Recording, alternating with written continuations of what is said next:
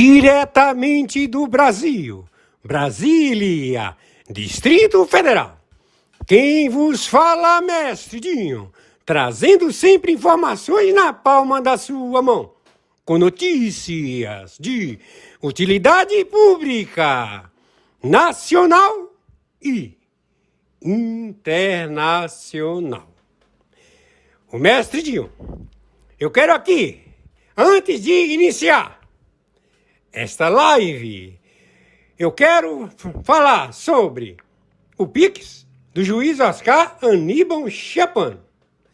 Pix, Oscar Aníbal Chapan, @gmail.com. Repito, Oscar Aníbal Chapan, @gmail.com. Está na descrição desse vídeo. Vamos ouvir agora o senhor Oscar Aníbal Chapan, juiz corregedor internacional. Muito bom dia, muito bom dia. No momento, sexta-feira, 12 de setembro de 2025, horário meio-dia e 13 minutos. Meio-dia e 13 minutos.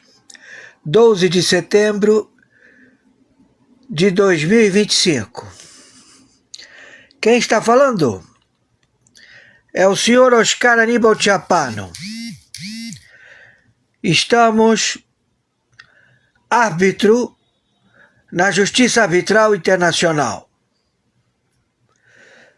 Temos já identificado por 60 agências de inteligência mundiais que dão assessoria a 196 países com suas informações para orientação e estabelecer um apanhado de informações em comum para o equilíbrio da humanidade. Então vamos ao relatório.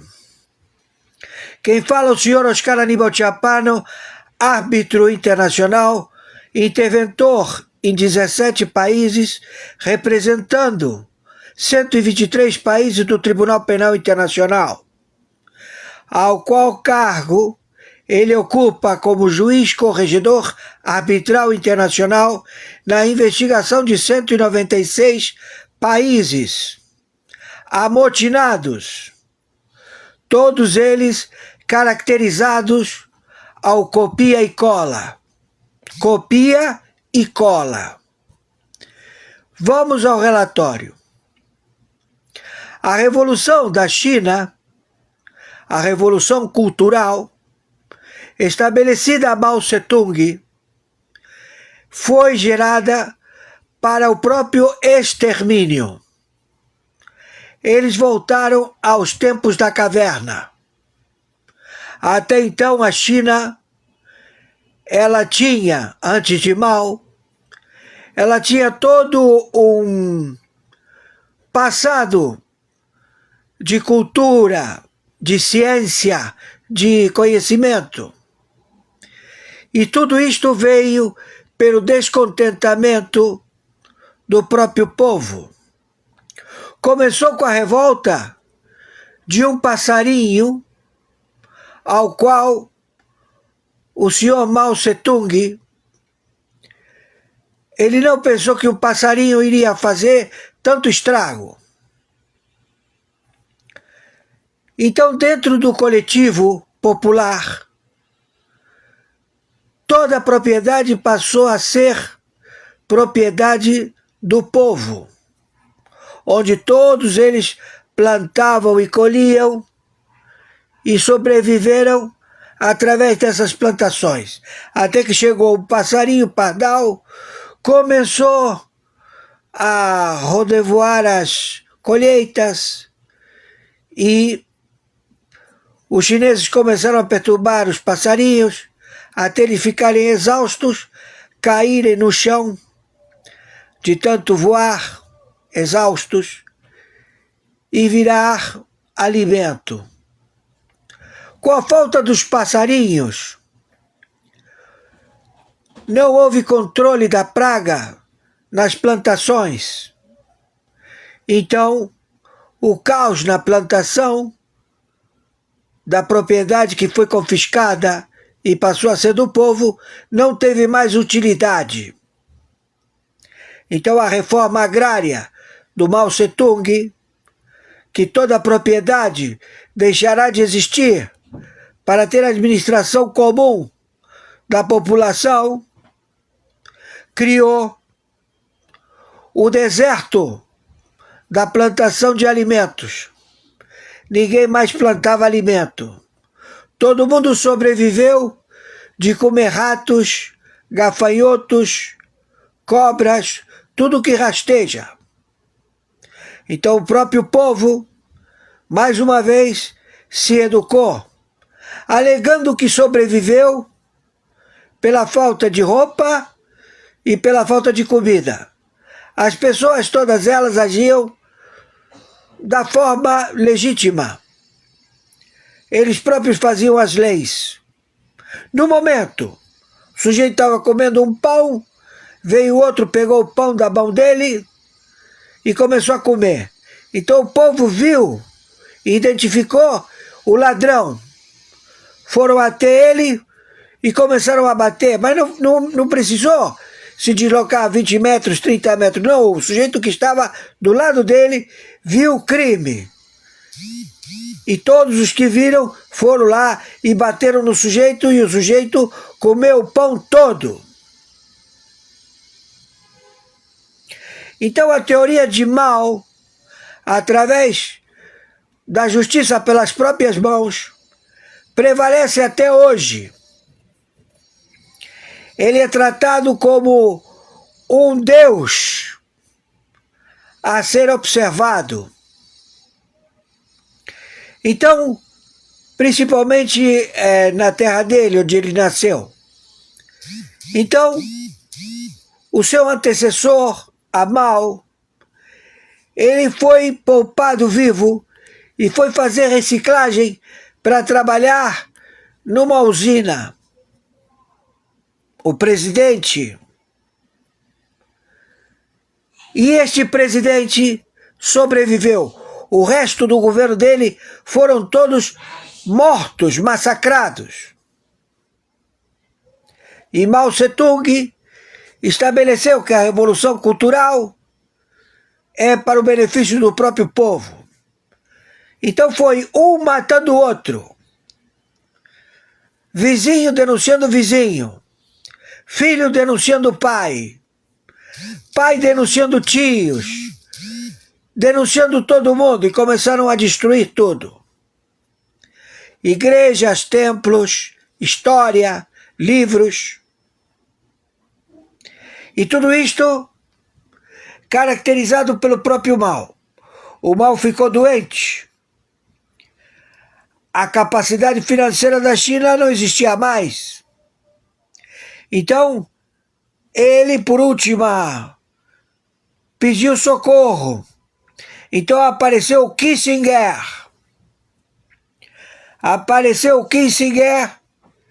E o presidente Nixon. E eles interessados nessa cultura de um país discreto, que até então todo mundo dizia que a China era um formigueio, era uma colmeia de formigas, em que todo mundo lá falava um idioma que ninguém entendia e que tudo se resolvia entre eles mesmos. Então, foi estabelecido a produção. De que forma? O então desafeto do Mao, que ocupou no governo do Mao Secretaria de Governo, ou seja, ele já tinha o seu posicionamento do passado e sabia que tinha que haver produção. E sabendo que existia a produção, ele continuou a difundir este procedimento? Procurando o quê? Procurando quem estivesse evoluindo. Então, ele começou, na idade de 80 anos, a percorrer a China. O opoente do Mao Tse-tung, que o Mao Tse-tung o mandou para reciclagem e acabou com todos os seus ministros de governo. A mesma coisa que aqui o Lula com o Bolsonaro. Então, ele vendo esse posicionamento, este dirigente que foi deposto começou a procurar pelas costas da China e chegou até um estado, Shenzhen, acho que é Shenzhen, que lá um professor começou a prosperar. De que forma? Fazendo reformas de antigos imóveis, onde as pessoas não tinham conhecimento, porque eles mataram todos os que tinham conhecimento. Bastava você ter conhecimento para morrer. Você era considerado capitalista. Então tinha que morrer. Por quê? Porque você sabia ler, escrever, você sabia se interessar.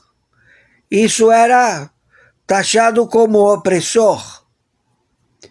E você deveria ser morto. Teoria de Mao. Os fins justificam os meios. Bastava você ter, naquele momento, o preceito de estar com a verdade, você decidia se esse sujeito morria ou vivia.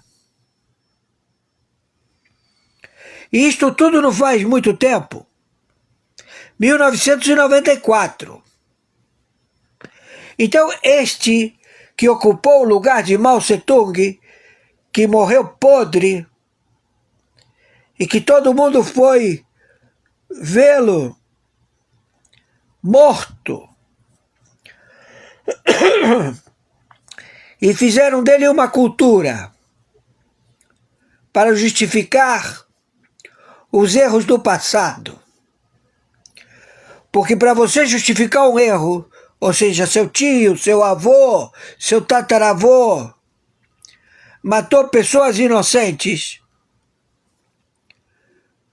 você o estabelece como se fosse uma grande figura, um assassino.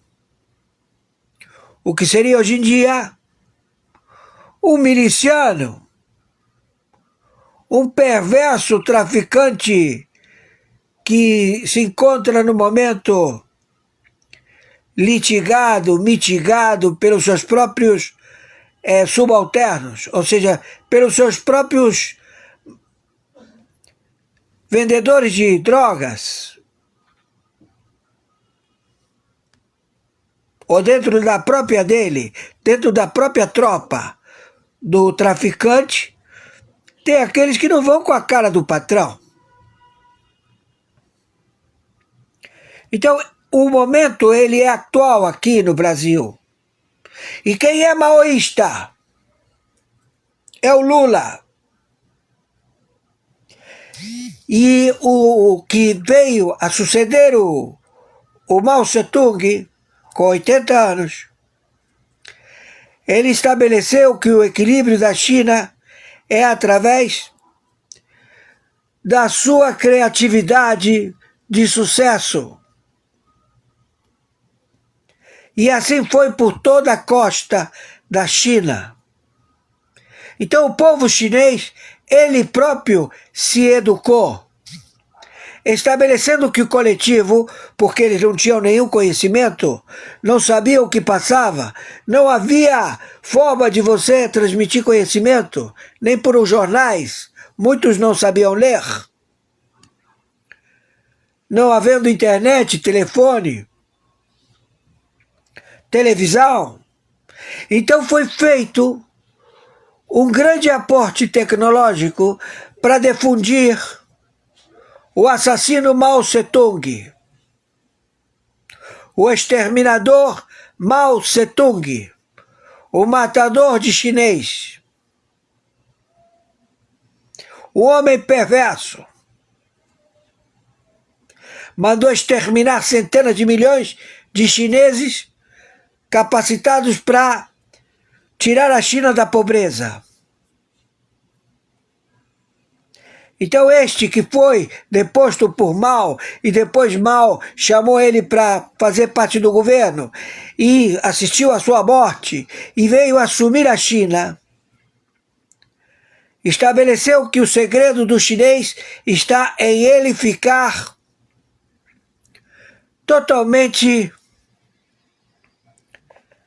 fora do planeta, ou seja, ser mais do que discreto, não chamar atenção para a China, não colocar os olhos para a China. Aí estaria o crescimento do povo chinês. Então todos os estudantes, todos os professores, porque eles se viram na necessidade de aprender a ler, de estudar. Então veio gente jovem, porque eles começaram a procriar.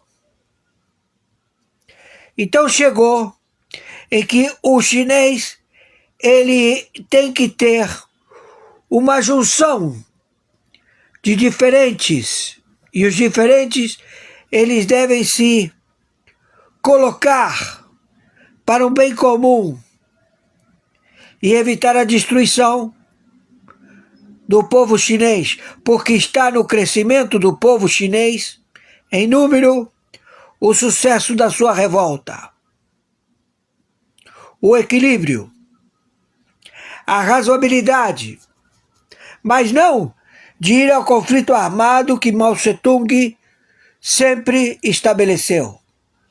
Mas quem está estabelecendo esse conflito armado hoje é o Luiz Inácio Lula da Silva e esse desgoverno que conquistou através desse pensamento que é matando que se governa, porque ele está fazendo isso. Ele utiliza as milícias, ele utiliza os traficantes, ele utiliza os milicianos, ele utiliza a própria polícia, ele utiliza o próprio exército a matar o povo brasileiro, estabelecendo que ele está defendendo a soberania do país e continua roubando e vendendo para os verdadeiros ladrões do país, que são os amigos dele, os franceses, os holandeses, que sempre viveram à custa do Brasil e que eles nunca deixaram que o brasileiro soubesse quem eram realmente os opressores do povo brasileiro. Então, Xi Jinping começou a armar o exército, não para criar o representativo processo de disciplina, que isso muito agradou a população. O sujeito entra no exército, ele tem comida, roupa, todo mundo é o verdadeiro comunista. É a disciplina, um por todos, todos por um. Ele criou o exército para ele se proteger. Xi Jinping. E assim mesmo, ele foi parar na reciclagem durante vários anos. Ao retornar da reciclagem, pelo Conselho de Anciãos, pelo Conselho da Assembleia do Povo, ele estabeleceu que ele tiraria a China da hambrura. Sempre foi um problema de comida. E estabeleceria o sucesso total, sem chamar a atenção de ninguém do planeta. Mas só pelo fato de você não chamar atenção, todo mundo quer saber que porra está acontecendo. Na China não tem notícia. Você foi à China? Fui. O que tem lá? Você vai ao supermercado, compra a barra de ouro na gôndola do lado da carne. Você pode ir lá, compra 1 quilo de ouro. Você vai na hora de pagar e você paga com o teu olho. Você bota o teu olho numa máquina. Ela lê teu olho e a conta já está paga. E você vai morar no teu apartamento no 24º andar. Você vê isso. E sempre com um sorriso, porque você é um visitante. Que todo mundo vê que você não é chinês. E também não tem nenhuma etnia de todas as etnias que existem na China. E todo mundo te trata muito bem, obrigado. Mas todos eles, todo o povo chinês, sabe quem é Mao Tse-tung, sabem quem é Xi Jinping. E eles estão observando. E Xi Jinping chamou a atenção do planeta inteiro, de toda a população do planeta, a ver que a China está com intenções nada reveladoras e que acredita que a sua tecnologia é suficiente através da publicidade. Quando você está inventando um produto para colocar à venda, você deixa que o teu concorrente fique sabendo que você está estabelecendo um produto. E o teu concorrente vai querer lançar algo semelhante ao teu na tua frente. Então você transmite essa ideia. Você ainda não tem nada concreto. Você só deu a ideia. E aí o teu concorrente começa a procurar algo mais tecnológico. E lança o conhecimento de todos, e pelo fato de já existir, é fácil de hackear, copia e cola. Então a tecnologia mundial, você mede através do resultado financeiro. E qual é o resultado financeiro? Eu vou procurar tecnologia. Mas para que você quer tecnologia se você não tem internet no teu país? Não, eu não tenho internet de notícias do planeta. Mas eu tenho internet para o desenvolvimento do conhecimento do que o planeta possui. Então eles são um povo que está sempre competindo, um cidadão com o outro. Um chinês com o outro, ele está em competição constante.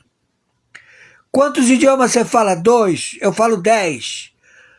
O que você sabe fazer? Eu sou malabarista, eu sou trapezista também. E o que você mais faz? Eu sei montar robô. Entendam, o povo chinês é um povo para ser admirado, mas as determinações dos seus mandatários desestabiliza a curiosidade do planeta. Então você não pode fazer como fez a Rússia. A Rússia, a opressão ao povo, chegou a um ápice, a uma situação tão desagradável, que o povo inteiro, em ráfagas de segundo, começou a queimar, destruir tudo, exigindo democracia na Rússia. E aí a Rússia caiu. Até que veio esse fantoche, viado, porque ele é viado. O Xi Jinping gosta de dar o rabo. Por isso que ele não quer saber de viado perto dele, porque um viado reconhece o outro. Então, ele domina através da opressão dos milicianos. Você quer se unir à Rússia? Você tem armamento? Você tem contingente de soldados que te seguem? Você pode ser um assessor do governo russo. E vai progredir à medida do sucesso russo. E o que ele manda para o fronte? Para as guerras que ele estabelece em ganhar território? Ele manda os prisioneiros que estão cumprindo pena por roubo, por estupro, por assassinato, a irem para o front, a irem para a linha de guerra, a linha de frente. E lá, por não ter conhecimento logístico de guerra, nem como agir num pelotão, são mortos, trucidados. Então a quantidade de pessoas que estão morrendo nos campos da Ucrânia é imensa. E a quantidade de ucranianos que estão morrendo é imensa. E toda a Europa está invadida pelas tribos xiitas. Não são países. Nenhum deles faz parte da Arábia Saudita, do Catar, de todo o mundo árabe. Não fazem parte.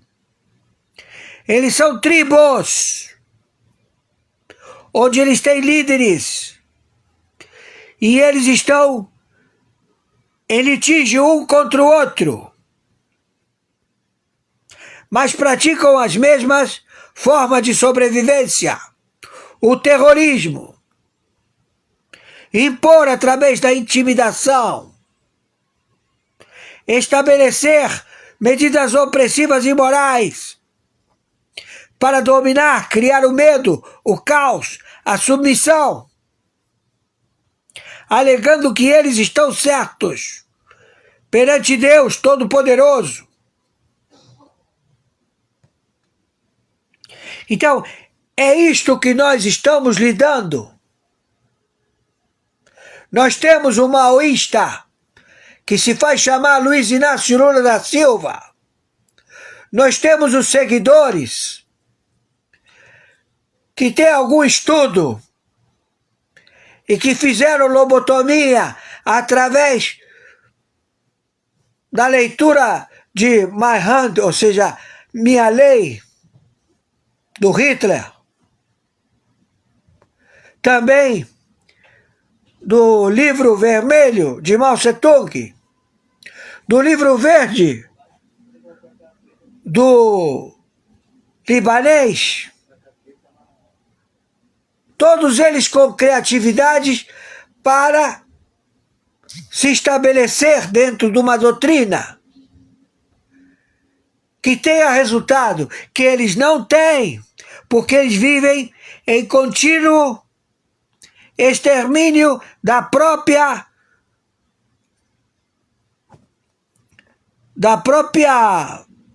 etnia, não do próprio país, porque eles não estão interessados em país, eles estão interessados em poder, de dominar.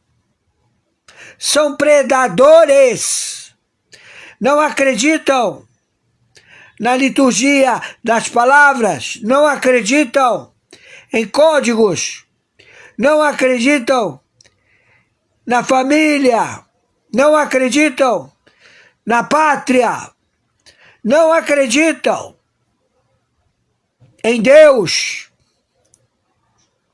Eles acreditam no martelo, que é para dar martelada, matar com o martelo. É para isso que existe o martelo, da foice e o martelo.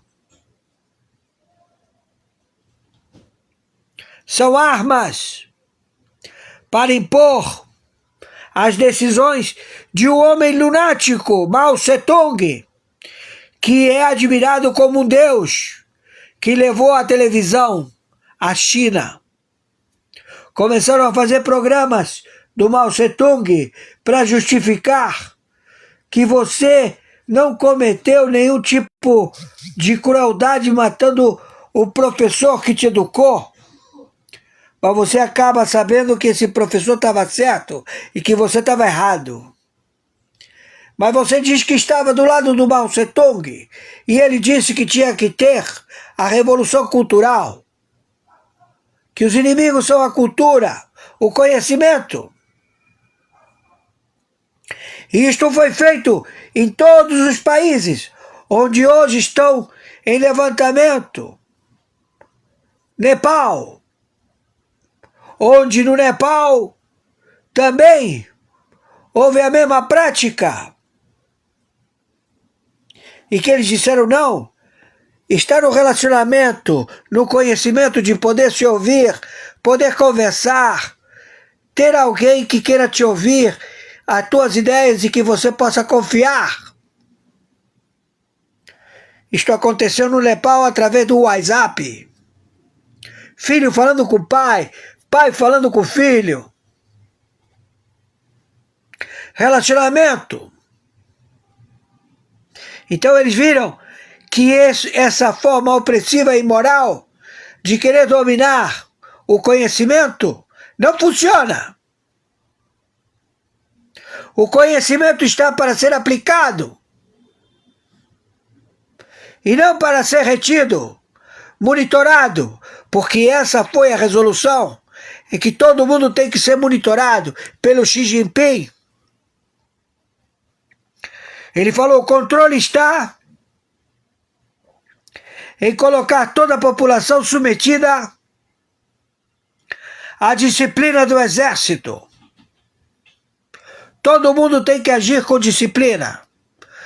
Então começaram a colocar câmeras, onde o teu semblante está feliz ou está irritado. E eles perguntam: qual é o teu problema? Então a mulher vai reclamar, ela é morta, ela é reciclada. Entenderam? E esse filho da puta, que se faz chamar Luiz Inácio Lula da Silva, e todos os filhos da puta do seu governo, estão pretendendo isto para o Brasil. Alegando que ele é um grande estadista e é um filho da puta que colocou bilhões de chineses a querer sair na porrada com o Brasil. Mas o chinês não é otário, porque ele já passou por isso.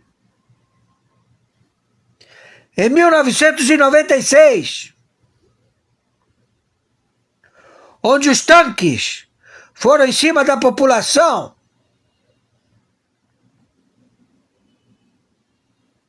e onde eles se estabeleceram que a disciplina é o verdadeiro sucesso e que você não pode chamar a atenção para você progredir. E não para você retroceder. Então esse Xi Jinping, ele está demitido. Porque ele quer progredir através da destruição. Não vai sobrar chinês vivo.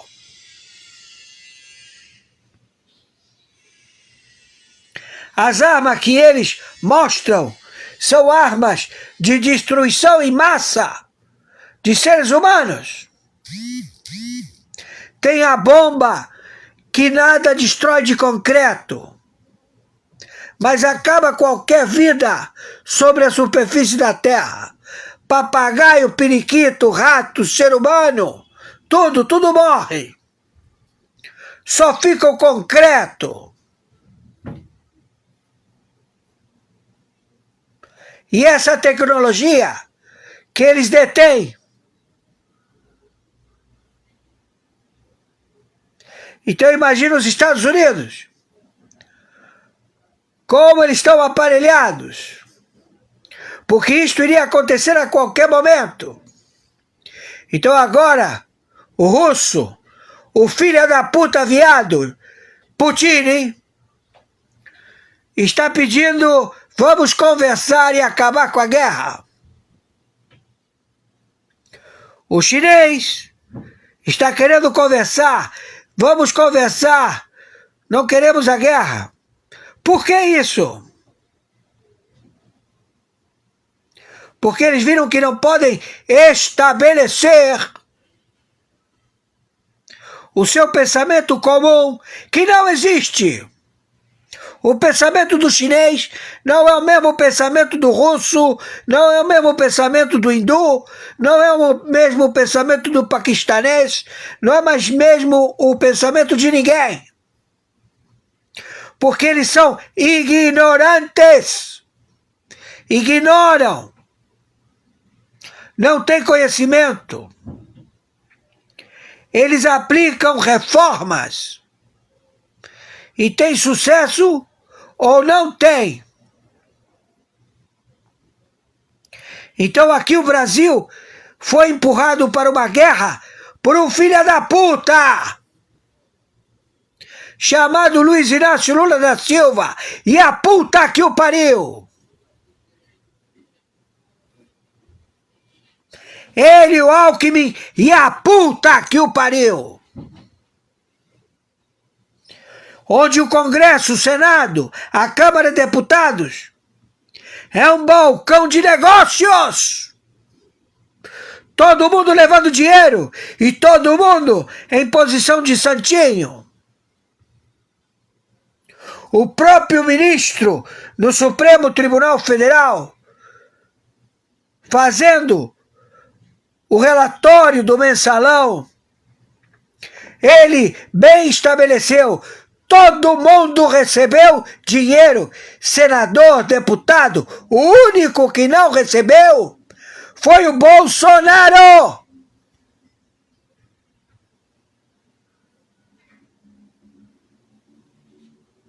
Você sabe o que é o ministro que foi convidado a sair, alegando que ele era um pedófilo, porque gostava de comer uma menina linda, de 2 metros de altura, lourinha, muito linda, mas que não tinha completado 18 anos, mas já tinha uma carreira, começou muito precoce. Dentro do judiciário, todo mundo já comeu essa menina. E todo mundo conhece o cafetão dela.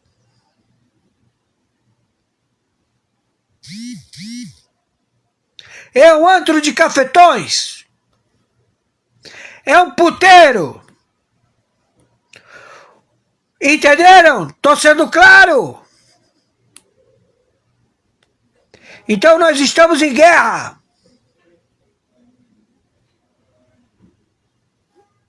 Contra estes filha da puta. Estão entendendo? Você escolhe teu lado. Eu já escolhi. Se você escolher o meu lado, obrigado. Seja bem-vindo. Se você escolher o lado deles, vai pra puta que te pariu!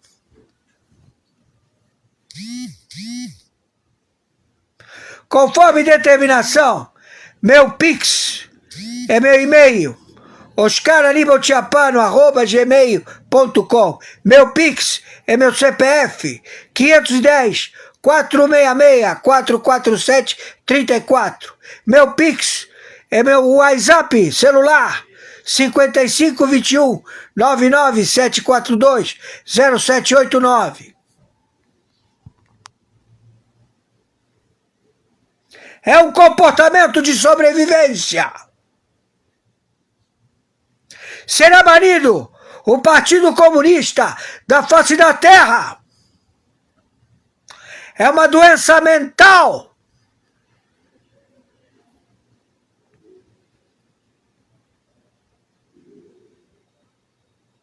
Tomar determinações para o extermínio da população já está determinada pela nação que reivindica a solução de América do Sul, América Central e Caribe. O senhor presidente, excelentíssimo senhor presidente Bukele,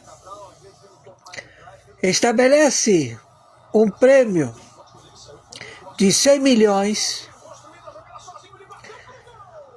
pela captura de Petro, presidente da Colômbia, e pela captura de Maduro imediatamente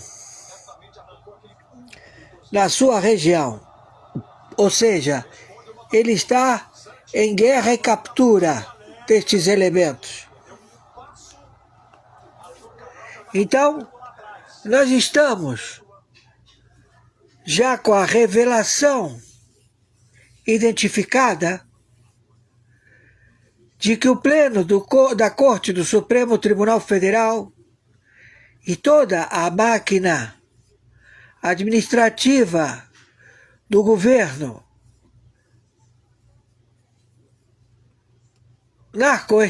narco-estado Brasil, ele está alinhado totalmente a esta frágil, inconsistente e que lamentavelmente teremos que tomar todas as providências. Estamos em guerra mundial contra funcionários públicos narcoterroristas que ocupam os planos quinquenais de 196 países. Estes funcionários e estes conglomerados financeiros e estes conglomerados de mídia, todos eles estão estabelecidos para o compromisso de uma guerra atômica nuclear, já que eles todos sabem e são descobertos. Então agora ninguém pode negar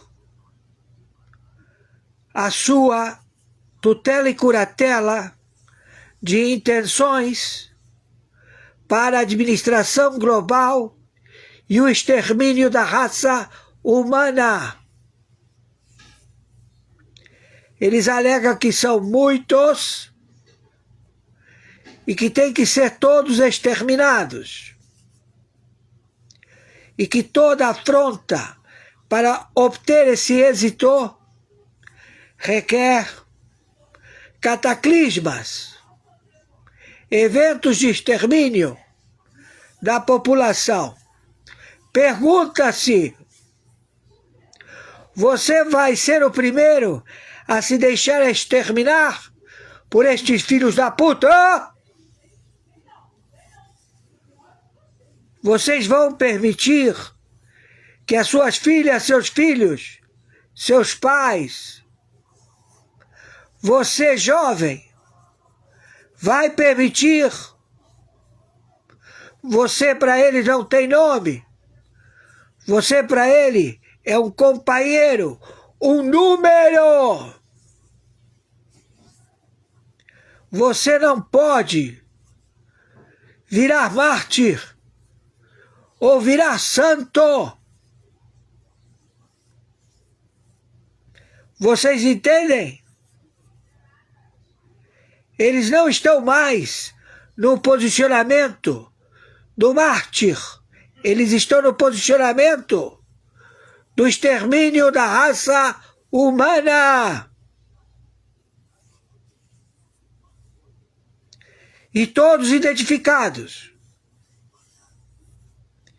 E entre eles já se deram conta de que estão no lugar errado e que vão ser exterminados.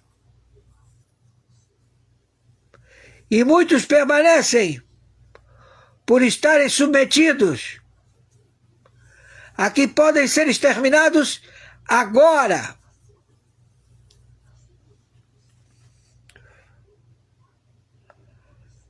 Então, todo este desfecho é muito claro para um homem prático que estudou,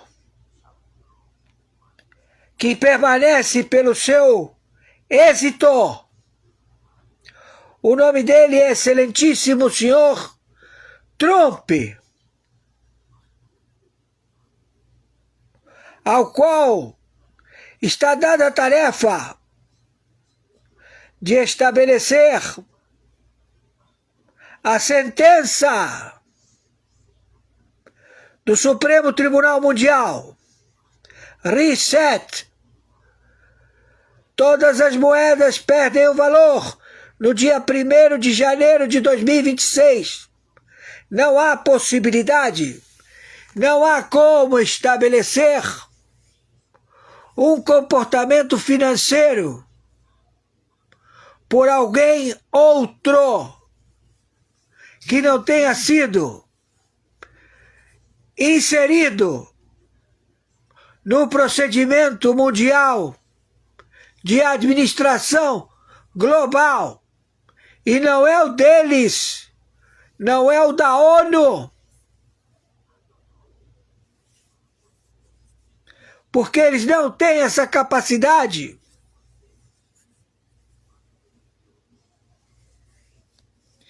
Então todos eles estão permanecendo em suas posições. A chegada do momento e querer estabelecer o seu fracasso ou o seu êxito. Hoje em dia, devemos revelar a vocês que a prática é em exterminar lideranças. Vocês já se deram por percebidos? As suas lideranças, os homens mais bem cercados de tropas, foram exterminados. Quem diz que você, filho de uma puta, Luiz Inácio Lula da Silva, Alckmin, e as putas que os pariu, seus mal paridos cagados, terroristas, filhos da puta, trouxeram a Terceira Guerra Mundial atômica para o continente da Guadiana, da América Central e da América do Sul.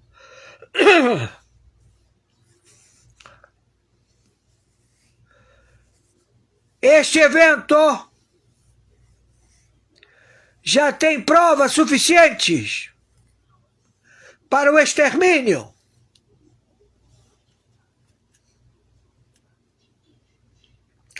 Destes elementos, onde estiverem,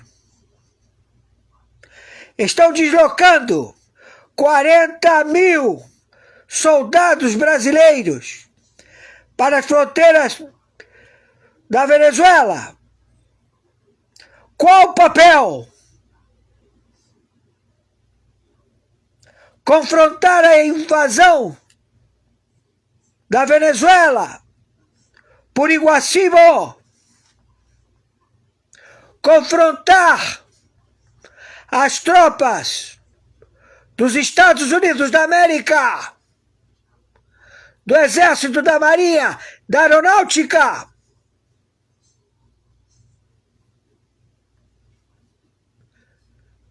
Exército, Marinha do Brasil.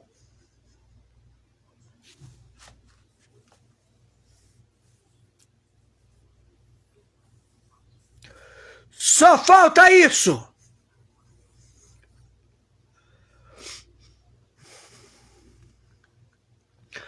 Porque tudo tem que ter fatos, provas, tanto do civil law como do common law.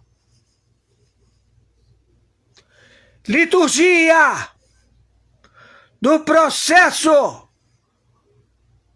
militar. Estamos em guerra mundial nuclear. O inimigo, narco, Estado, Brasil.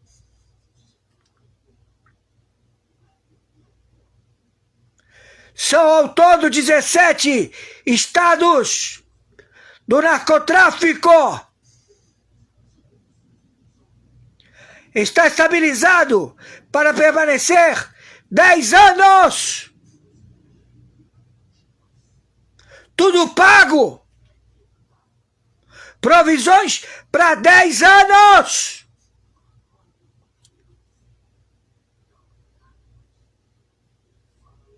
Estão ouvindo, seus filhos da puta?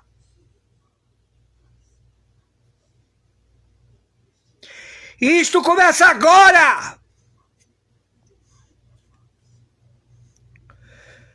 Agora, depois que esse filho da puta, que se faz chamar Luiz Inácio Lula da Silva, estabeleceu diretamente que ele é opositor à sua rendição, a abdicar do seu propósito maléfico de exterminar a humanidade.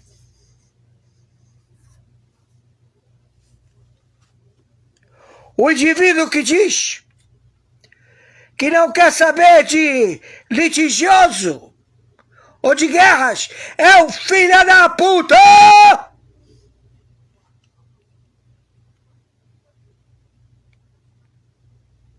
E quem está com ele é igual a ele ou pior.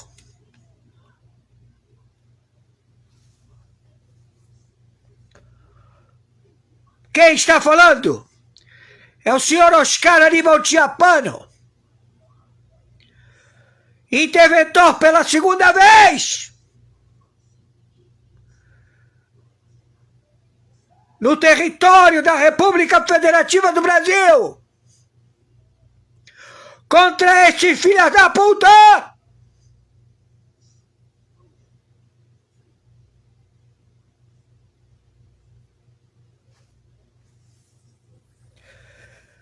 Sentença já estabelecida. Já está determinada.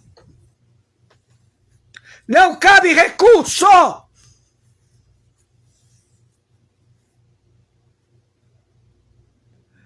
Meu Pix, oscaraníbalchiappano@gmail.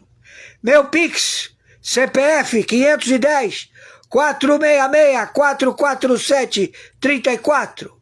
Meu Pix, telefone celular WhatsApp 55 21 99 742 0789.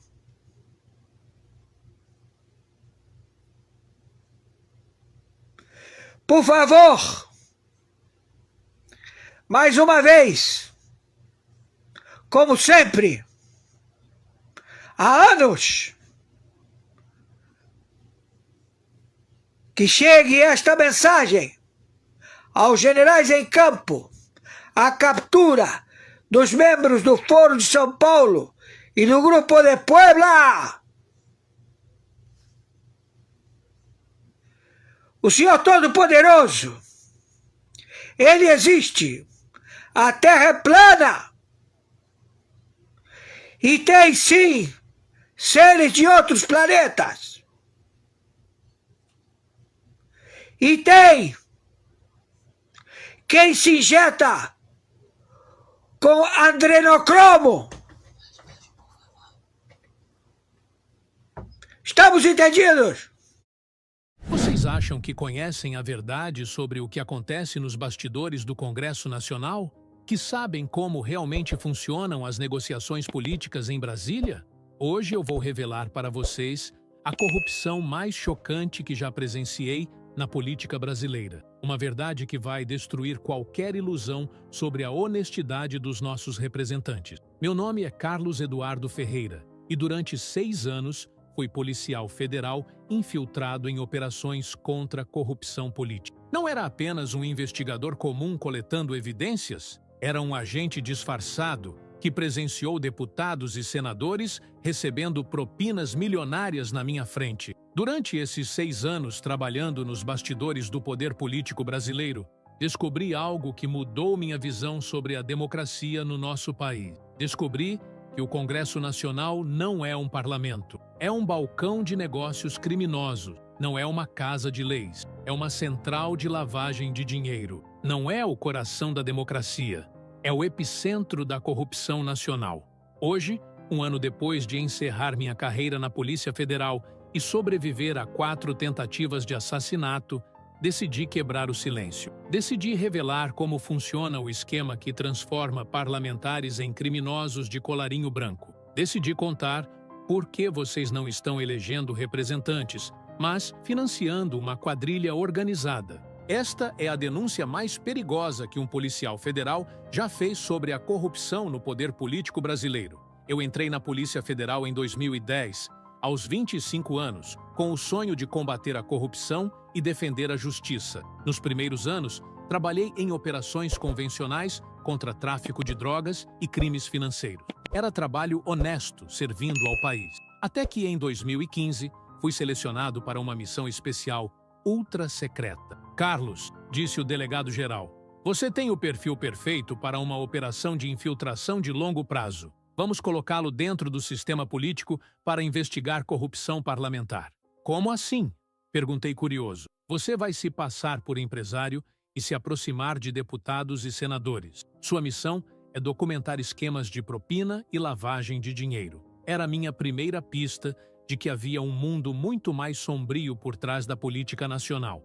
Durante 6 meses, recebi treinamento intensivo para a infiltração. Aprendi a me comportar como empresário rico, decorei informações sobre setores econômicos, desenvolvi uma identidade falsa perfeita. Era a preparação para a missão mais perigosa da minha carreira. Em janeiro de 2016, Carlos Eduardo Ferreira, policial federal, morreu oficialmente. Nasceu Carlos Eduardo Silva, empresário do agronegócio com patrimônio de 50 milhões de reais. Era minha nova identidade para infiltrar o poder político brasileiro. Durante a primeira reunião com parlamentares, entendi que não estava investigando crimes isolados. Estava documentando um sistema criminoso institucionalizado no coração da democracia brasileira. Nos primeiros meses, fui descobrindo a verdadeira dimensão da corrupção política. Não eram apenas alguns parlamentares isolados recebendo propinas. Era um sistema organizado que envolvia centenas de deputados e senadores em esquemas criminosos. Era uma máfia parlamentar, uma organização criminosa institucionalizada, um cartel político operando dentro do Congresso Nacional. A corrupção funcionava através de múltiplas frentes criminosas no parlamento: venda de votos para a aprovação de projetos específicos, emendas parlamentares direcionadas para empresas pagadoras de propina, cargos públicos loteados em troca de dinheiro, contratos superfaturados com divisão de lucros criminoso. Era muito mais que corrupção política tradicional. Era uma central de operações criminosas dentro do poder legislativo. Durante meu primeiro ano infiltrado, tive acesso aos números reais da corrupção parlamentar. O esquema movimentava 5 bilhões de reais por ano através do Congresso. 2 bilhões vinham de empresas que pagavam propinas para conseguir contratos públicos. 3 bilhões eram recursos públicos desviados através de emendas e projetos direcionados. Era uma máquina de roubar o erário, uma usina de destruir recursos públicos, uma fábrica de transformar poder político em enriquecimento pessoal. O mais impressionante era a sofisticação do esquema parlamentar. Não era corrupção amadora de políticos inexperientes, era crime organizado corporativo aplicado ao poder legislativo, com planejamento estratégico, divisão de tarefas, metas de arrecadação.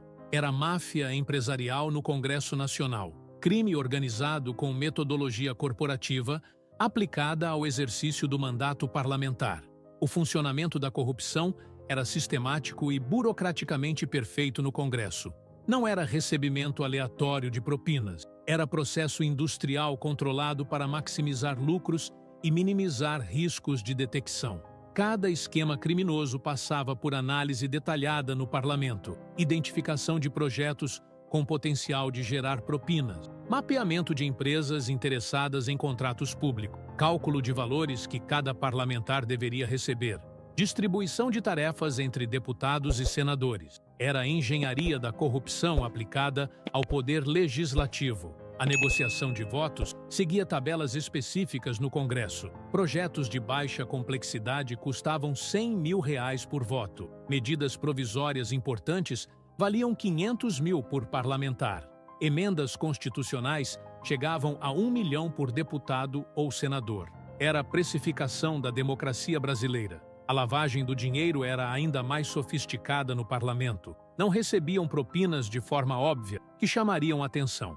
Usavam empresas de consultoria fantasma, contratos de palestras superfaturados, doações para institutos e fundações controlados pelos parlamentares. Era branqueamento de capitais através do próprio sistema político. Cada parlamentar corrompido gerava lucro médio de 2 milhões de reais por ano. Em 200 congressistas envolvidos, eram 400 milhões anuais. Descontando custos de operação e proteção, restavam 300 milhões de lucro líquido. Era o negócio mais lucrativo do país porque usava o próprio poder do Estado. Bilhões sendo roubados dos cofres públicos através da corrupção do poder que deveria representar o povo brasileiro. A proteção do esquema era ainda mais sofisticada que a corrupção em si no Congresso. Os parlamentares haviam criado uma rede de proteção que envolvia ministros do STF, procuradores gerais, presidentes de tribunais superiores. Era uma blindagem institucional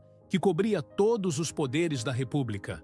Quando alguma operação policial ameaçava o esquema parlamentar, recebia proteção do próprio sistema de justiça. Investigações eram arquivadas por questões processuais. Mandados de busca eram suspensos por vícios de forma. Delações eram desacreditadas por inconsistências técnicas. Era sistema de autoproteção do poder político, rede de impunidade parlamentar, máquina de neutralizar qualquer ameaça ao esquema criminoso. Se um delegado começava a investigar parlamentares específicos, era transferido para outra superintendência. Se um procurador insistia em denunciar congressistas, era isolado pelos colegas. Se um jornalista tentava expor esquemas, tinha acesso negado a fontes oficiais. O mesmo acontecia com auditores, fiscais e servidores honestos. Qualquer um que ameaçasse o sistema era neutralizado. Por pressão institucional, isolamento profissional ou transferência punitiva, era sistema de defesa em múltiplas camadas no poder, proteção multidimensional no parlamento, blindagem total contra qualquer ameaça legal ou jornalística ao esquema. Durante minha infiltração, vi pelo menos 20 profissionais serem neutralizados por investigarem corrupção parlamentar. Alguns aceitaram cargos melhores e mudaram de lado. Outros foram promovidos para posições sem poder real. 3 foram demitidos por questões administrativas. Era demonstração prática de que a proteção funcionava no Congresso, de que a impunidade era garantida no parlamento, de que o esquema era invencível no sistema político. A corrupção parlamentar não era apenas protegida por dinheiro, era blindada pela própria estrutura do Estado brasileiro. O processo de lavagem de propinas através do sistema político era genial na sua simplicidade parlamentar. Funcionava através de contratos públicos que existiam apenas para justificar transferências de dinheiro. Empresas fantasmas prestavam serviços para órgãos controlados por parlamentares. Institutos fictícios recebiam doações de empresários interessados em contratos. Fundações falsas organizavam eventos financiados por recursos desviados. Era teatro institucional, encenação democrática, performance republicana para transformar propinas em receitas legais. O dinheiro sujo entrava como doações para campanhas eleitorais, saía como ajuda de custo para atividades parlamentares. Era alquimia política através do Congresso, transformação de corrupção em atividade democrática.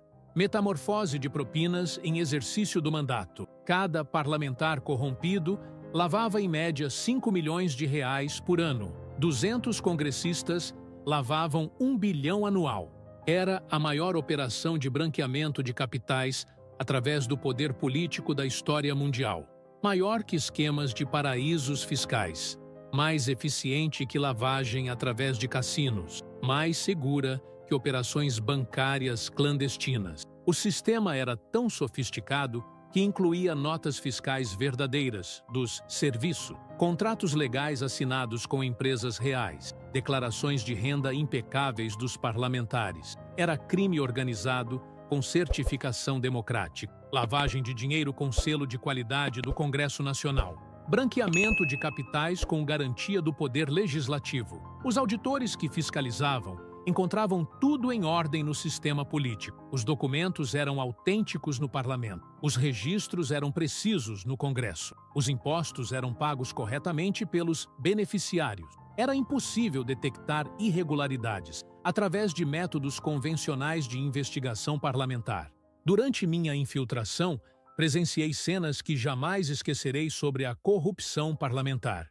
Em março de 2017, estava numa reunião reservada no gabinete de um deputado federal, quando vi uma mala com 2 milhões de reais sendo entregue em troca de votos para um projeto de lei. O parlamentar contou o dinheiro na minha frente como se fosse atividade rotineira. Carlos, ele me disse, política é negócio. Quem não entende isso não sobrevive em Brasília. Em junho do mesmo ano, participei de um jantar onde 5 senadores dividiram 15 milhões de reais em propinas para aprovar uma medida provisória que beneficiava o setor de mineração. Cada um recebeu 3 milhões em espécie. Era distribuição de lucros criminosos disfarçada de confraternização política. Em setembro de 2018, assisti a uma negociação onde um grupo de deputados vendeu 40 votos por 20 milhões de reais para derrubar um veto presidencial. O dinheiro foi distribuído em envelopes numerados durante uma sessão do Congresso. Era leilão da democracia em tempo real. O mais chocante foi em dezembro de 2018, quando presenciei uma reunião onde parlamentares planejaram criar uma CPI falsa para chantagear empresários. Vamos investigar o setor de telecomunicações, disse um senador. Eles vão pagar muito para não serem incomodados. Era extorsão institucionalizada, através do poder de investigação parlamentar. Essas cenas me marcaram profundamente, porque mostraram que não estava documentando crimes isolados. Estava presenciando a destruição sistemática da democracia brasileira, vendo representantes do povo traindo a confiança de 200 milhões de brasileiros, assistindo ao assassinato da República através da corrupção do poder legislativo. O sistema de recrutamento de novos parlamentares corruptos era uma obra-prima da cooptação política. Os veteranos do esquema identificavam deputados e senadores recém-eleitos que demonstravam vulnerabilidade financeira ou ambição desmedida, políticos endividados, parlamentares com gastos altos, congressistas frustrados com a remuneração oficial. Era mapeamento da corrupção potencial no Congresso. O processo de aliciamento seguia etapas programadas no parlamento. Primeiro, ofereciam orientação sobre como maximizar ganhos com o mandato. Depois, apresentavam oportunidades de negócio relacionadas à atividade parlamentar. Finalmente, envolviam completamente nos esquemas de propina e lavagem. Era a escola de corrupção política. Os valores oferecidos eram irrecusáveis para parlamentares inexperientes. R$500 mil por um voto estratégico, R$1 milhão por uma emenda direcionada, R$2 milhões por participar de uma CPI direcionada. Era mais que muitos ganhariam em anos de mandato honesto. A pressão psicológica era devastadora no Congresso. Parlamentares que tentavam resistir eram isolados politicamente, perdiam acesso a recursos para seus estados, eram excluídos de comissões importantes, tinham projetos sabotados sistematicamente. Era terrorismo político aplicado ao exercício do mandato. O resultado era uma rede de mais de 200 parlamentares corrompidos no Congresso Nacional, todos trabalhando secretamente para interesses privados, todos transformando mandatos populares em oportunidades criminosas. Era exército de representantes a serviço de empresários corruptores, legião de congressistas destruindo a credibilidade do poder legislativo, batalhão político convertendo democracia em oligarquia para benefício de grupos econômicos específicos. Em 2019, presenciei o episódio mais grave da minha infiltração parlamentar. Uma operação da Polícia Federal estava investigando um esquema de propinas no Ministério da Infraestrutura e se aproximando de parlamentares envolvidos. Era uma ameaça real a todo o sistema de corrupção no Congresso, mas a resposta dos parlamentares foi devastadora e mostrou o poder do esquema dentro do próprio Estado. Em 72 horas, os investigadores federais começaram a receber ordens contraditórias de superiores em Brasília. O delegado responsável foi promovido para um cargo administrativo sem poder operacional. As escutas telefônicas foram suspensas por questões técnicas. Os mandados de busca foram anulados por vícios processuais. As evidências coletadas foram questionadas por inconsistências metodológicas. A operação foi arquivada por falta de elementos suficientes. Era sabotagem institucional coordenada pelos próprios investigados. Naquele momento, entendi a verdadeira dimensão do poder da corrupção parlamentar. Não eram apenas políticos que recebiam propinas, eram representantes que controlavam o próprio sistema de investigação.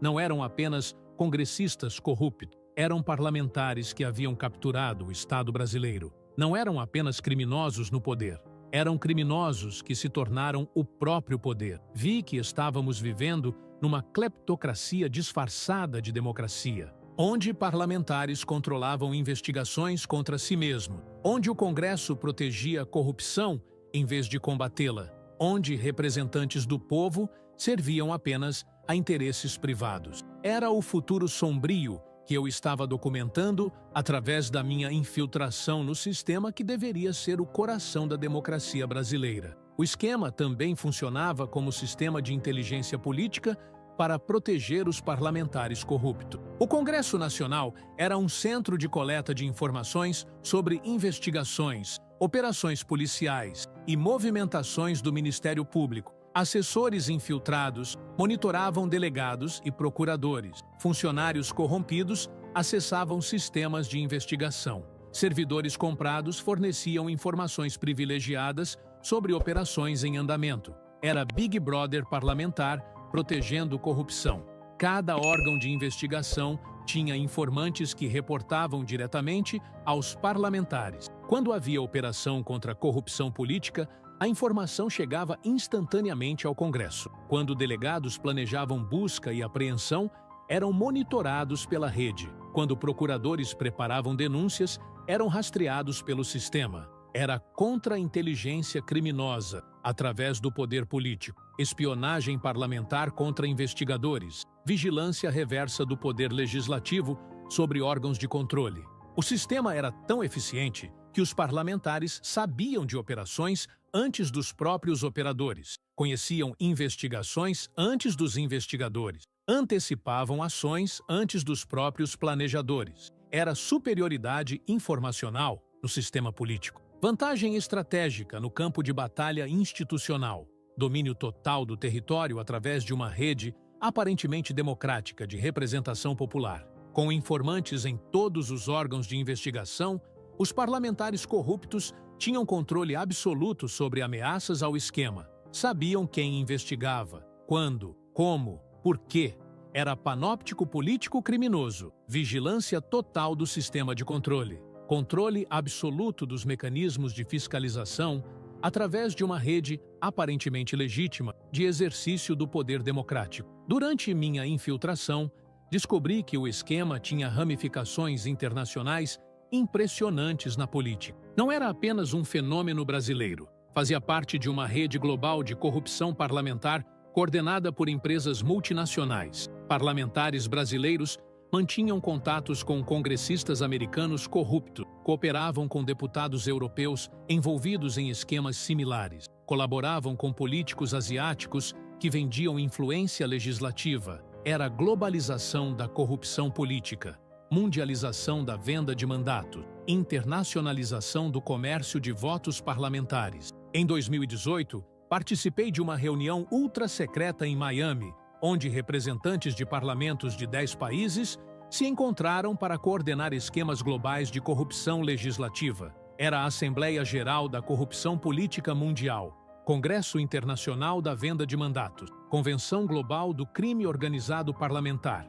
Vi deputados brasileiros planejando operações com congressistas americanos, senadores nacionais coordenando esquemas com parlamentares europeus, representantes brasileiros negociando com políticos asiáticos através de empresas multinacionais. Era máfia política transcontinental, organização criminosa parlamentar especializada em legislação corrupta, cartel global da venda de influência legislativa. O Brasil não era apenas vítima da corrupção política interna, era parte de uma conspiração mundial para controlar parlamentos através de empresas multinacionais. Era hub internacional da corrupção legislativa, centro mundial da venda de mandatos parlamentares. A democracia brasileira não estava apenas ameaçada por corrupção nacional, estava sendo destruída por um sistema global de captura de parlamentos por interesses econômicos transnacionais. Em 2020, algo mudou na minha percepção sobre a infiltração parlamentar. Durante a pandemia, presenciei parlamentares negociando propinas para liberar recursos de combate à Covid-19. Vi deputados e senadores lucrando com a morte de brasileiros. Naquele momento, entendi que não era apenas um policial investigando corrupção política. Era uma testemunha da destruição da humanidade através do poder. Não era apenas um agente documentando crimes parlamentares. Era um brasileiro vendo representantes traírem o próprio povo em momento de tragédia nacional. Não era apenas um infiltrado coletando evidências. Era um cidadão assistindo ao assassinato da democracia durante uma crise sanitária. Comecei a questionar minha missão de infiltração, meus valores como policial, minhas crenças na justiça. Durante meses, lutei contra a consciência, contra o desespero, contra a revolta de ver tanta corrupção impune. A missão era tecnicamente bem-sucedida. As evidências eram abundantes. O material coletado era devastador, mas a sensação de impotência era avassaladora. Percebi que estava documentando crimes que nunca seriam punidos, que estava coletando evidências que nunca seriam usadas, que estava arriscando minha vida para investigar um sistema que se protegia através do próprio poder que deveria controlá-lo. Em dezembro de 2020, tomei a decisão mais difícil da minha carreira: encerrar a infiltração e pedir transferência da Polícia Federal. Sabia que seria controverso, que seria questionado, que poderia prejudicar minha carreira, mas não podia mais fingir ser cúmplice de um sistema que estava destruindo o país que jurei proteger. Encerrar uma infiltração de 6 anos no Congresso Nacional não é como terminar uma investigação comum. É como sair de uma guerra onde você lutou disfarçado no meio dos inimigos. Durante meses, recebi pressões para continuar a missão, ofertas de promoção, ameaças veladas sobre minha carreira. Era operação de sedução e intimidação para me manter infiltrado no sistema político. Carlos, disse o superintendente, você coletou evidências suficientes para derrubar metade do Congresso. Não pode simplesmente abandonar a operação agora. Não adianta ter evidências se elas nunca serão usadas. O sistema se protege através do próprio poder. Seu trabalho é investigar, não julgar. Continue coletando provas e deixe a justiça decidir. Era pressão institucional disfarçada de orientação profissional. demonstração de que eu havia me tornado refém da própria missão que executava. Durante 6 meses, vivi um conflito entre dever profissional e consciência pessoal. Continuar investigando corrupção que sabia ser impune, ou abandonar a carreira para preservar minha sanidade mental. Era dilema moral que consumia minha paz, mas eu não podia mais continuar. Não depois de ver parlamentares lucrando com mortes na pandemia. Não depois de entender que o sistema era mais forte que qualquer investigação. Em junho de 2021, pedi exoneração da Polícia Federal e abandonei definitivamente a carreira policial. Era o fim de uma missão que mudou minha visão sobre poder, justiça e democracia no Brasil. Durante meu período pós-exoneração, continuei acompanhando a política brasileira, através de contatos que mantive no meio parlamentar. Descobri que a corrupção havia crescido exponencialmente após minha saída. Novos parlamentares foram cooptados, novos esquemas foram criados, novas formas de lavagem foram desenvolvidas. A corrupção não apenas continuou, se expandiu, se sofisticou, se institucionalizou ainda mais no poder político. Em 2022, soube que o esquema já envolvia mais de 300 parlamentares, 100 a mais do que quando encerrei a infiltração. Congressistas espalhados por todos os partidos políticos, todos participando de operações criminosas, todos transformando mandatos em oportunidades de enriquecimento ilícito. Descobri também que o sistema havia evoluído para a corrupção digital parlamentar. Não era mais apenas recebimento físico de propinas. Era transferência eletrônica através de criptomoedas, contratos inteligentes que automatizavam pagamentos, blockchain que protegia transações criminosas. Era crime organizado 4.0 no Congresso Nacional. Corrupção com inteligência artificial parlamentar. Durante as eleições de 2022, com o aumento dos recursos de campanha, a operação explodiu em lucratividade política, mais dinheiro circulando no sistema eleitoral, mais oportunidades de desvio e lavagem, mais parlamentares sendo cooptados desde a candidatura. Foi período de ouro para a corrupção política, lucro máximo com risco mínimo no poder legislativo. Vi que o Brasil havia se tornado refém de uma classe política completamente corrompida, que a democracia era apenas teatro para legitimar oligarquia, que o Congresso havia perdido completamente sua função representativa original. Em 2022, decidi fazer esta denúncia pública sobre a corrupção parlamentar.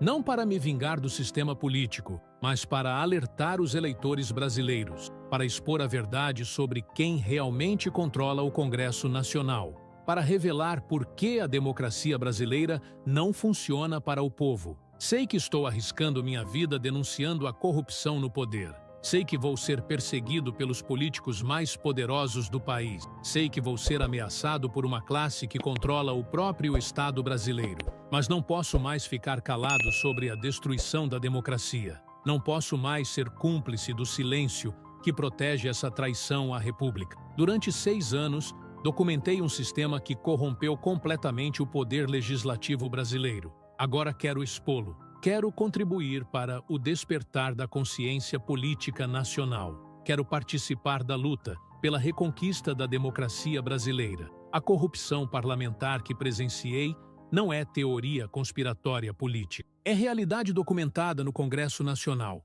Não é paranoia de ex-policial. É denúncia fundamentada sobre crime organizado no poder.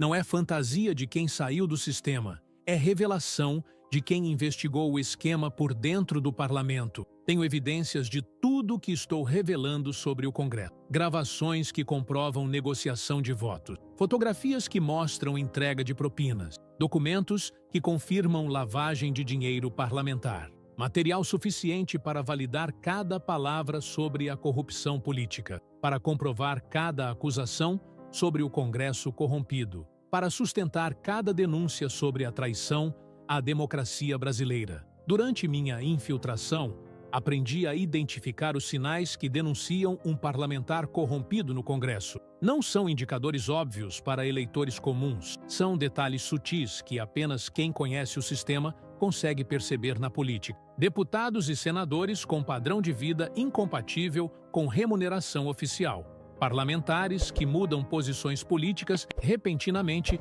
sem justificativa ideológica. Congressistas que apresentam emendas muito específicas beneficiando empresas determinadas. Representantes que faltam sistematicamente a votações importantes. Políticos que evitam debates públicos sobre temas polêmicos. Parlamentares que têm assessores com perfil empresarial em vez de político. Congressistas que viajam constantemente para destinos caros, sem justificativa oficial.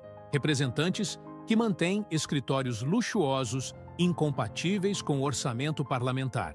Políticos que demonstram conhecimento técnico suspeito sobre setores econômicos específicos. Parlamentares que recebem doações eleitorais concentradas em poucos doadores. Esses são sinais de alerta no Congresso brasileiro. Indicadores de que o parlamentar pode estar envolvido em corrupção.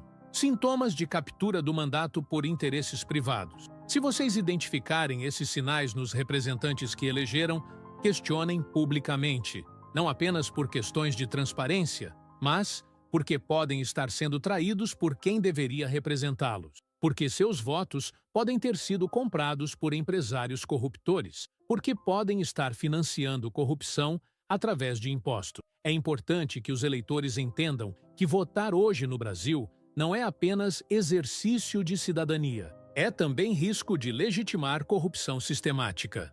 É participação involuntária num sistema que pode estar completamente comprometido. O esquema também funcionava como central de recrutamento para corrupção em outros poderes através do Congresso. Os parlamentares eram pontos de contato para cooptar juízes, ministros e altos funcionários do governo, magistrados endividados que buscavam oportunidades de renda extra, ministros ambiciosos que queriam financiamento para projetos pessoais, servidores de alto escalão frustrados com remuneração pública. Era expansão da corrupção para todo o Estado brasileiro. O processo era coordenado pelos próprios parlamentares no Congresso. Primeiro, identificavam autoridades vulneráveis através de informações privilegiadas. Depois, ofereciam parcerias em negócios aparentemente legais. Finalmente, envolviam completamente em esquemas de corrupção e lavagem. Era metástase criminosa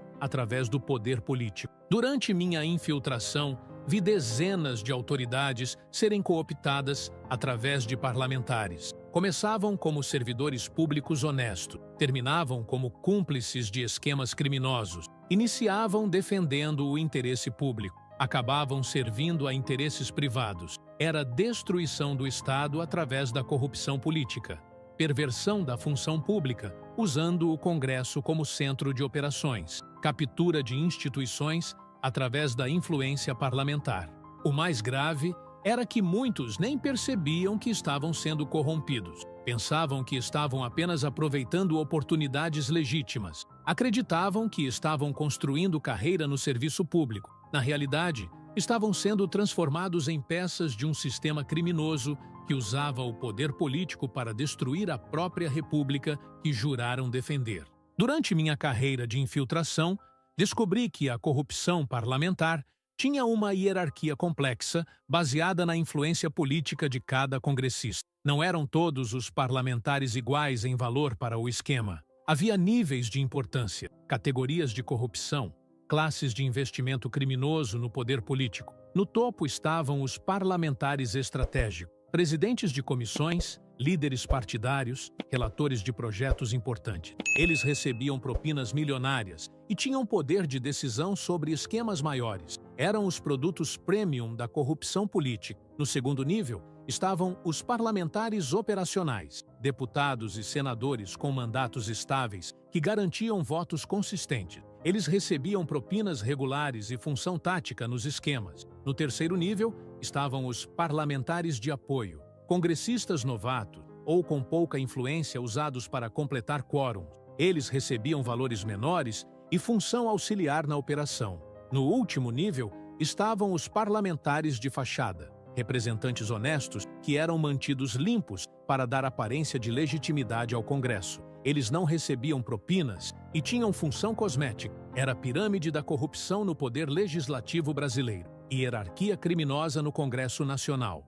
escala de importância para a destruição da democracia. Quanto mais poder político o parlamentar tinha, maior a propina que recebia. Quanto mais influência exercia, mais esquemas coordenava. Quanto mais estratégica sua posição, mais garantida era sua participação nos lucros criminosos. Os estratégicos eram completamente controlados por interesses empresariais. Podiam aprovar qualquer projeto sem questionamento. Os de fachada eram sacrificados quando necessário para manter a aparência de honestidade no sistema político brasileiro. O aspecto mais perturbador do esquema era sua capacidade de se autorreproduzir no sistema político brasileiro. Não era corrupção estática no Congresso, era a estrutura dinâmica que crescia organicamente através do próprio sucesso na destruição da democracia. Cada parlamentar corrompido se tornava recrutador de novos congressistas. Cada esquema bem-sucedido facilitava a criação de novas operações criminosas. Era crescimento exponencial da corrupção política, expansão viral da destruição democrática, metástase criminosa no poder legislativo nacional. O processo de expansão era extremamente sofisticado no Congresso. Primeiro, identificavam candidatos vulneráveis durante campanhas eleitorais. Depois, ofereciam financiamento para a eleição em troca de compromissos futuros. Em seguida, cooptavam completamente após posse no mandato. Finalmente, transformavam em operadores de novos esquemas criminosos. Era processo de captura democrática, corrupção eleitoral, cooptação parlamentar e expansão criminosa. Máquina de destruir representantes honestos, fábrica de transformar políticos íntegros em criminosos do poder, usina de converter mandatos populares em oportunidades de enriquecimento ilícito. Em 6 anos, presenciei o esquema crescer de 100 para 300 parlamentares corrompidos. Em 10 anos, pode chegar a 500 congressistas. Em 15 anos, pode controlar a totalidade do Congresso Nacional Brasileiro. Era câncer na democracia nacional, doença que se espalhava sem controle no poder político, epidemia criminosa que contaminava mandato após mandato. Cada novo parlamentar corrompido facilitava a cooptação de outros. Cada partido infiltrado se tornava base para a expansão. Cada vitória eleitoral multiplicava poder de destruição do sistema democrático. Era crescimento geométrico da corrupção política. Expansão logarítmica da traição à República. Esta é minha confissão final sobre a corrupção no Congresso Nacional Brasileiro, meu alerta derradeiro sobre a destruição da democracia no poder legislativo, minha última contribuição para o despertar da consciência política nacional.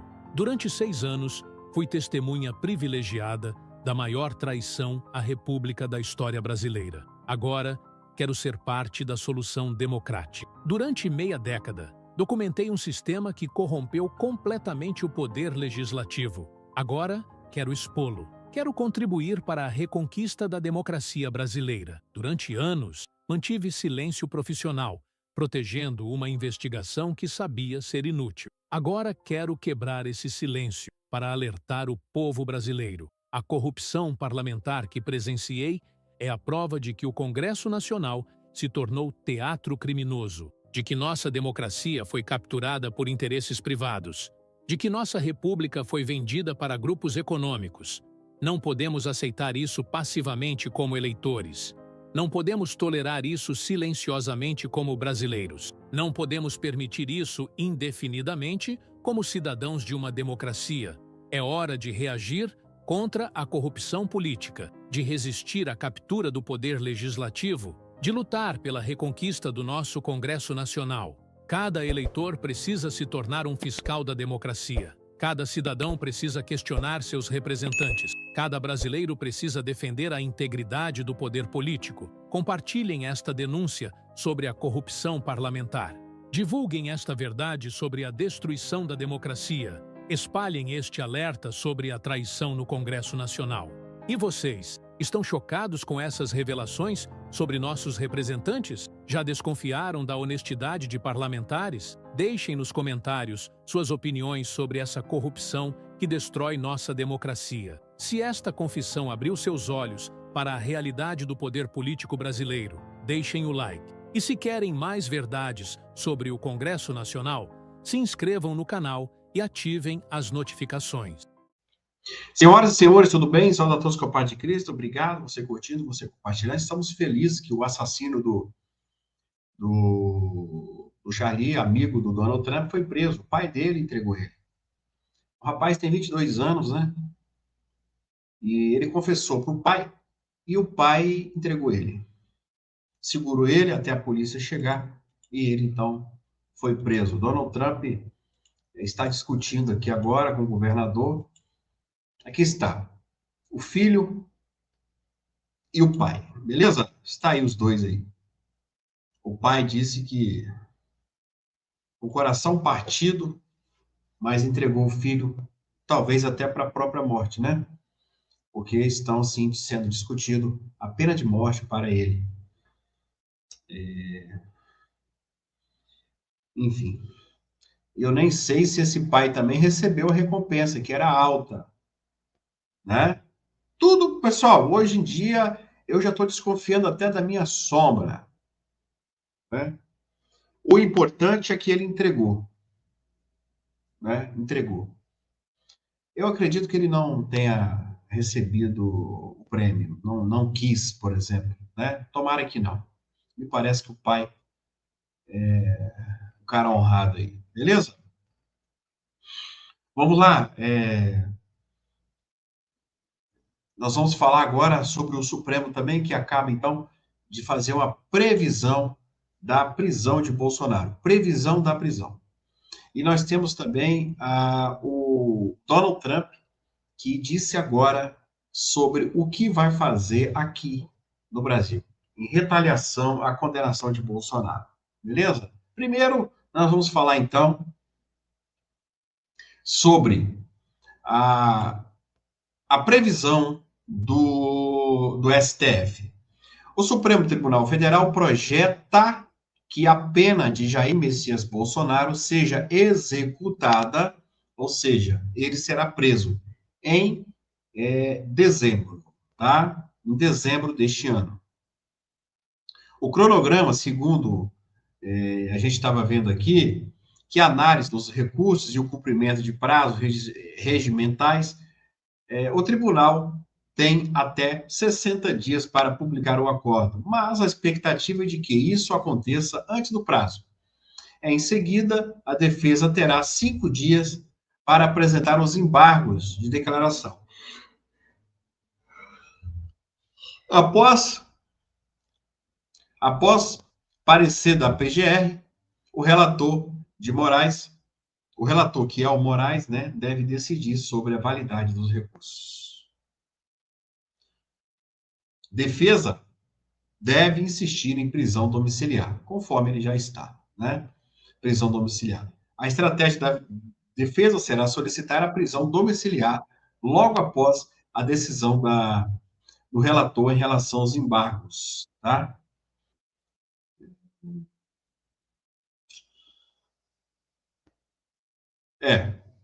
E se caso ele for preso, pelo que eu estou vendo aqui, a Polícia Federal já prepara ali uma cela especial para eventual detenção inicial.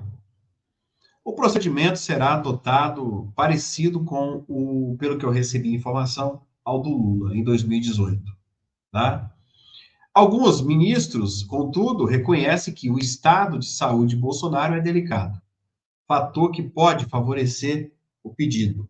O caso é comparado ao do ex-presidente Fernando Collor,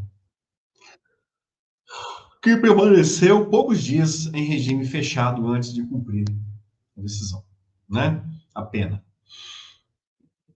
Eu já tinha falado para vocês, né, que ele vai ficar 2, 3 dias no máximo, né, e será solto. O problema é que ele fica inelegível, né? Ele fica inelegível. Então, tem que lutar agora pela anistia. E ela está vindo, né? Logo em seguida, nós vamos ver sobre a fala de Donald Trump, hein? Vamos lá, a anistia está vindo, está aqui, ó. Absolutamente otimista no sentido de que na próxima semana, quarta-feira, vamos aprovar o requerimento de urgência, que já tem, inclusive, cerca de 270 deputados que assinaram esse requerimento, e, se aprovado, que certamente será, queremos ainda na semana que vem aprovar o texto da anistia ampla, geral e restrita. Não é uma anistia fake. Anistia de mentirinha nós não podemos apoiar e não vamos apoiar. Por isso, na semana que vem, com o plenário lotado, tenho certeza que estará lotado, vamos aprovar na Câmara dos Deputados o projeto de lei de anistia para virar a página, pacificar o Brasil e fazermos com que o povo brasileiro volte a acreditar nas instituições, volte a acreditar, inclusive, que juntos nós vamos construir um Brasil forte, pujante e desenvolvido. Estamos... Aí, então anistia semana que vem. Peraí que a Michelle está falando agora. Peraí. Michelle Bolsonaro. Está em andamento o julgamento que o mundo inteiro observa. Ele é uma grande peça teatral com enredo de perseguição e ilegalidades, lembrando o julgamento de Moscou, onde opositores eram torturados para confessarem e, desde o início, já estavam condenados. Isso não é democracia. Eleições pouco ou nada transparentes, liberdades e direitos sequestrados, inocentes perseguidos. Isso é ditadura. Mas nós confiamos em Deus. Ele transformará essa dor em vitória. Todos que zombam do povo, defendem ditadores e terroristas, roubam dinheiro público e atacam Israel serão derrotados. E os juízes injustos também serão. Eu conheço o meu marido, o meu galego dos olhos azuis. Ele daria tudo para estar aí com vocês, recebendo esse carinho. Hoje está humilhado e preso porque enfrentou o sistema por amor ao povo. Querem destruí-lo para poder gritar novamente: nós acabamos com o bolsonarismo. Não conseguirão. Durante muitos anos, o meu marido foi uma voz solitária ecoando no deserto e que ninguém queria escutar. Mas Deus o levantou para ser o farol da nossa nação. Há 7 anos tentaram matá-lo, mas Deus o preservou, porque o Altíssimo ainda tem um propósito para ele e para o nosso amado Brasil. Por isso, não desistiremos nunca. Permaneçam firmes nessa luta. Jamais desistam, por mais dura que seja a batalha, e orem sempre por nós, pela nossa família e pelo futuro do nosso país. Que Deus abençoe a cada um de vocês, que Ele abençoe as nossas famílias, que Deus tenha misericórdia de nós e abençoe o nosso amado Brasil. Tá aí, Michelle Bolsonaro com um recado forte aí. Vamos direto aos Estados Unidos, então, que tem aqui repercussão. Tá aqui, ó. O governo dos Estados Unidos deve anunciar hoje medidas contra o Brasil em retaliação à condenação de Jair Messias Bolsonaro. Tem mais, vamos lá, curta, compartilha, se inscreva também nesse canal, vamos para cima. Tá aqui, o Eduardo disse agora: aos que ainda acham que tarifas são culpa minha e do Figueiredo, aperte os cintos, olha, o avião passa por forte turbulência e a data de ontem não foi uma virada de página, mas sim um dia que durará muito tempo. E o Eduardo com mensagem enigmática aí, hein? Espera aí que nós temos aqui mais informações. Aqui, ó. Vamos lá. Está aí na tela para vocês aí. Vamos ler isso aí? Vamos. O governo dos Estados Unidos acaba de dizer, hein, que levará a condenação de Bolsonaro com a máxima seriedade. Ontem, 4 dos ministros, né, condenaram Bolsonaro a 27 anos de prisão. Essa decisão representa um marco fatídico, no complexo de censura e perseguição do juiz Moraes. Violador de direitos humanos, que tem como alvo Bolsonaro e seus apoiadores. Levaremos este acontecimento sombrio com a máxima seriedade. Que façam logo. Nós estamos esperando para ontem. Tá? Ninguém aguenta mais. Ninguém aguenta mais, pessoal. Faça logo, Donald Trump. Nós precisamos que isso aconteça ainda hoje, tá? E ele postou foto aqui com o Bolsonaro, que eu estou vendo, né? Estou vendo aqui, e me parece que vai chegar a Magnitsky para todos os ministros. ministros, né? Todos os ministros. E ele postou aqui, ó, o Jacques Miller, Zanin era advogado pessoal do atual presidente e marcou ainda o Lula, né? E ainda, meu amigo, ele postou a foto aí do Zanin, que parece até uma sacanagem, né? A gente dizer uma barbaridade dessa, né? Mas interessante, né? Que vocês vejam que o advogado pessoal do Lula, ele é hoje presidente da turma que está julgando o Bolsonaro. Cara, se isso não for uma suspeição, não existe mais. Você entendeu? Lembra que o Lula parece que é um negócio meio diabólico, né? O Lula, ele dizia assim, ele disse lá quando estava sendo julgado lá por Moro, a história vai te cobrar, e não sei o que, a história, não sei o que, papapá. E olha hoje o que está acontecendo. Tentaram caçar o Moro, não conseguiram.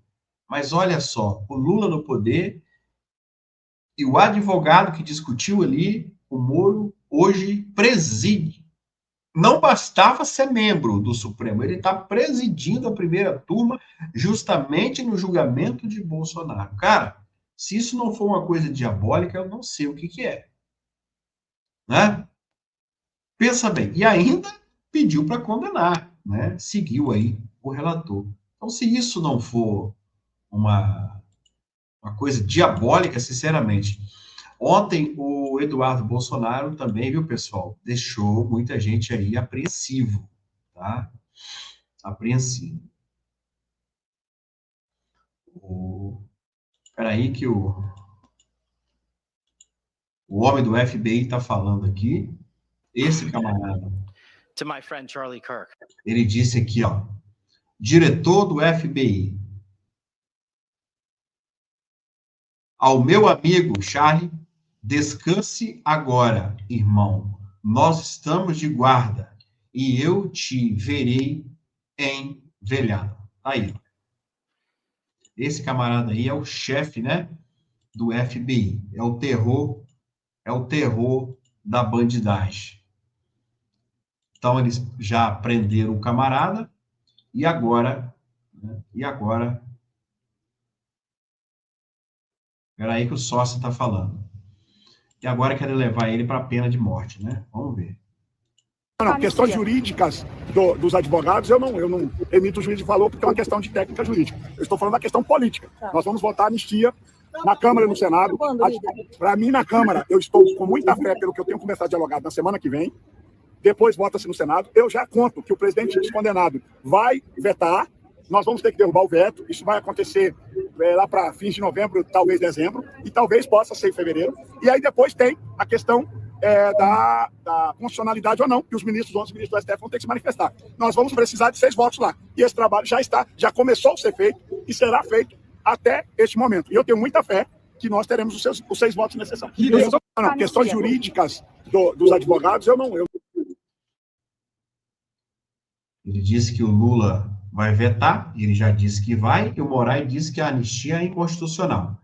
E aí o Congresso vai ter que se reunir para poder derrubar os vetos, que pode ser em dezembro ou fevereiro do ano que vem.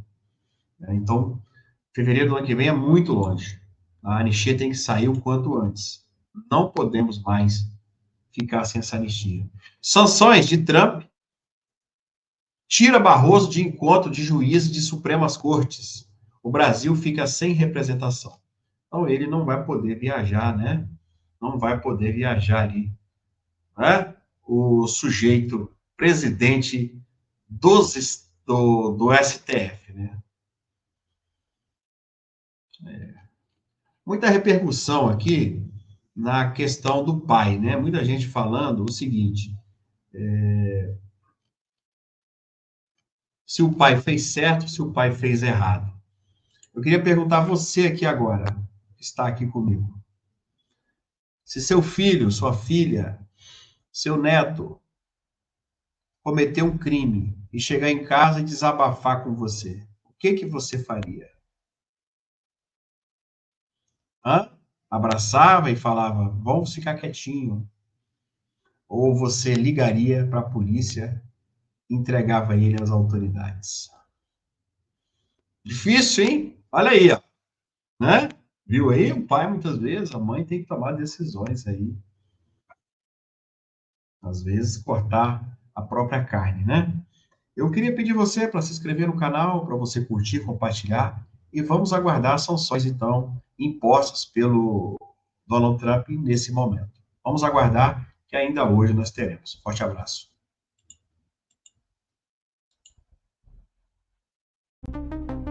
Cara, gente, Brasil caiu na mão do Marco Rubio, que estava comigo investigando desde 2023 sobre Alexandre. Assista esse vídeo aí. Porque isso daqui já foi a condenação. Estou tornando oficial para o Brasil que o ministro Alexandre de Moraes já está condenado por esse órgão, que no máximo em um mês vai tornar público pela ONU, por crime contra a humanidade. Corta esse pedaço e faça chegar até ele. Alexandre de Moraes e companhia, você já está condenado por crime contra a humanidade. Por essa você nem esperava, né? Você não foi nem notificado, não saiu nem na imprensa que você manda zapzinho pra Chandelle.